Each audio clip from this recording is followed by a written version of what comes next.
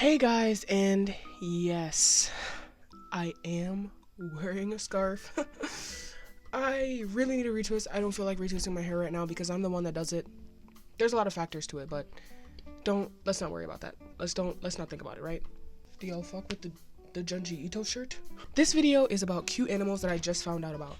Now, I say just found out about because if you know me, then you know I love animals. I know a lot about a lot of different animals, but recently, especially on Reels, I'll see a creature and I'm like, bro, when did this get invented? Who let you on Earth? They never told me that they were letting I didn't read any of the patch notes, bro.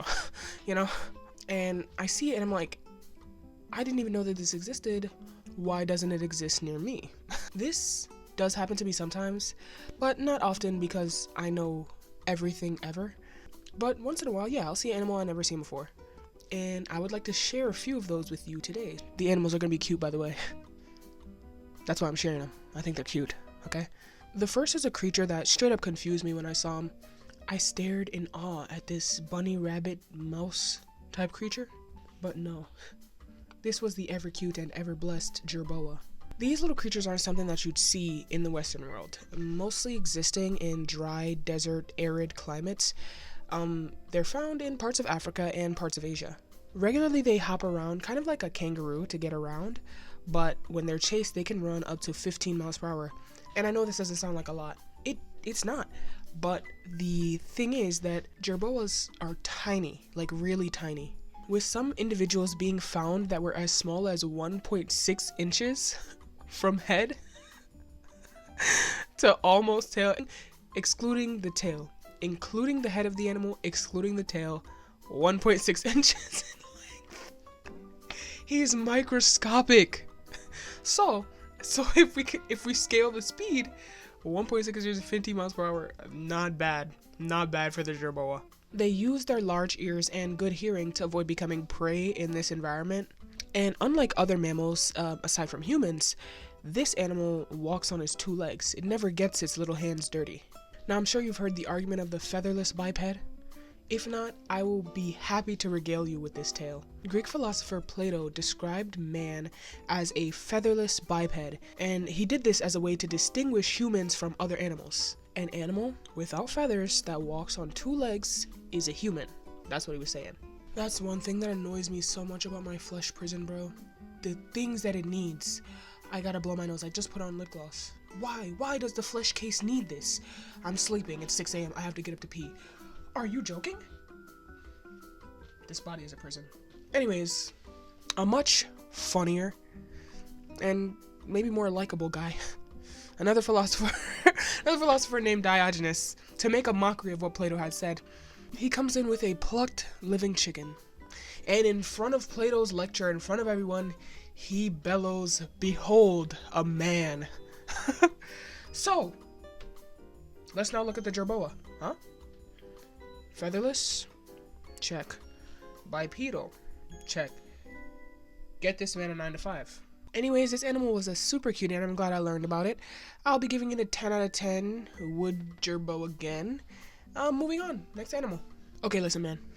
This one might be a bit of a hear me out. But I know some of y'all can appreciate where I'm coming from, right? Give him a chance. Now, consider his tininess. You didn't consider it before. You're considering it now. This odd little gremlin guy is the Honduran white bat. And, literally, especially to all you who be walking around with the motherfucking labubu, talking about it's cute on your goddamn purse, that looks like you have to lock it up at night to go to bed. It ain't cute. So you can't say nothing about the Honduran fruit bat right now, or Honduran white bat. You and your fucking labubu, it's ugly. It's an ugly little demon thing that you have. So y'all especially can't talk about this bat. If you have a labubu, you can't say anything. Now that I've gathered you folks, let's talk about this little white and yellow bat.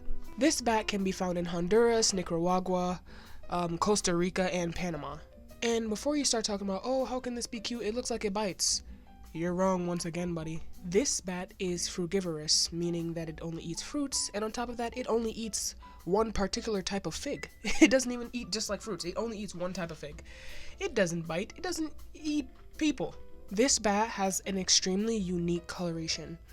Firstly, this stark white coat is something that's only found in 6 of around 1,300 bat species across the world. Only 6 of these species have such like a bright white coloration all over their body like that. Another unique part of its coloration is the yellow all over his face, the yellow features. See, the yellow is so unique because this is the first known mammal to use carotenoids to produce a color, as far like a visible color on their bodies. Carotenoids being the things that make orange and yellow fruits and vegetables orange and yellow. A mammal now uses carotenoids to color itself. It's the first instance we've ever seen of something like that. Males' features are brighter than females as far as the brightness of the yellow, and adult males, their color is significantly brighter than their juvenile counterparts, so maybe that bright yellow is a signifier of maturity among the bats. It's been found by researchers that males with brighter body parts do tend to have a better body condition, so maybe that's why they tend to just have that bright body, because females are choosing the males that have the better coloration, and over time it just becomes like brighter and brighter, you know? Also, Rouge the Bat from Sonic the Hedgehog, she's one of these. Sorry to break the news, she's one of these. Anyways, cuteness level, 10 out of 10. I would feed him a fig. And I'm really glad I got to learn a little bit about this creature. Next! Our next animal is kind of confusing due to a few circumstances. Mostly due to the way that it looks like.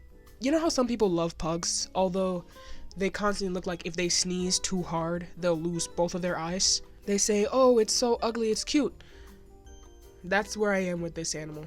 This is the lowland streaked tenrec. First of all, I didn't even know we had a tenrec. I didn't know that was a thing. Didn't know that was an animal. You're telling me I'm getting the lowland streaked variety? Thank you, pal. Perfect. And it's just such a delightfully strange animal.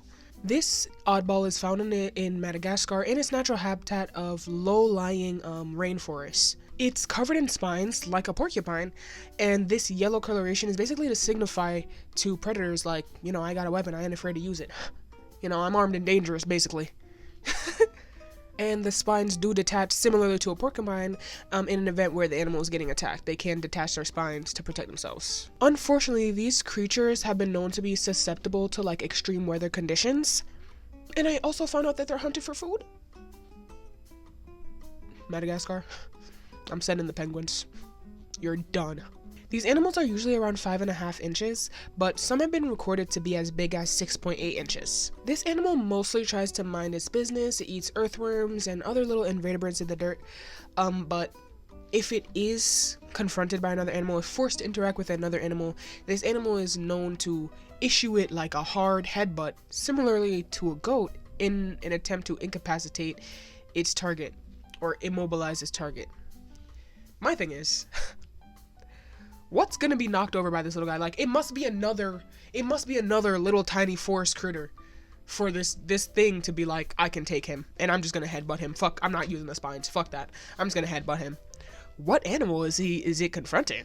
Anyways, another unique thing about this animal is the sound that it makes. Okay, so similarly to how some insects will make a noise by rubbing their body parts together like a cricket, the tenrec will rub its quills together in the same way. Unfortunately, the human ear cannot hear its song. These animals also have the ability to go into hibernation, but they don't have like a set annual schedule. Basically, shit gets rough, they go to sleep. Cuteness? Well, he's low-key giving Pikachu, that's literally undeniable. I'm gonna give him a 10 out of 10, you know? Keep grubbing on them worms, but I fuck with you. Anyways, guys, that's about it. Subscribe, like, or else something will happen. I don't know what will happen yet, but you must. Bye!